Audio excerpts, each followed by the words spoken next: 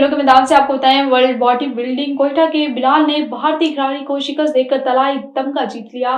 Quetta airport पहुंचने में महकमा खेल और सकाफत के डिप्टी डायरेक्टर मोहम्मद आसिफ लंगू, अजीज और कारी व शायकीन ने इनका इस्तकबाल किया। एयरपोर्ट पर मीडिया से बात करते हुए सैयद बिलाल का कहना था कि वर्ल्ड गोल्ड मेडल जीतने पर इंतहाई खुशी है। मुल्क की सतह पर यह टाइटल पहली बार हासिल किया। ये कामयाबी पाकिस्तान और बलूचिस्तान की कामयाबी है। भारतीय बॉडी बिल्डर जो 2 बार गोल्ड मेडलिस्ट जीता था, इस मरतबा इसको भी शिकस्त दे दी।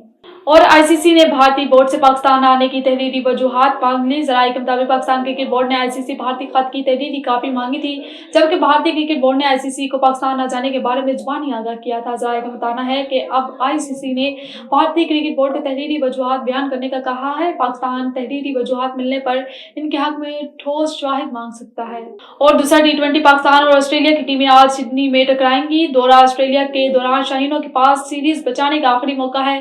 पाकिस्तान और ऑस्ट्रेलिया की टीमों के दरमियान दूसरा T20 मैच पाकिस्तानी वक्त के मुताबिक दोपहर 1 बजे शुरू होगा। कौमी टीम ब्रिस्बेन से सिडनी पहुंच गई। पहले T20 में ऑस्ट्रेलिया ने पाकिस्तान को 29 रन से शिकस्त दी थी। ऑस्ट्रेलिया को 3 मैचों की सीरीज में 1-0 की बढ़त हासिल है।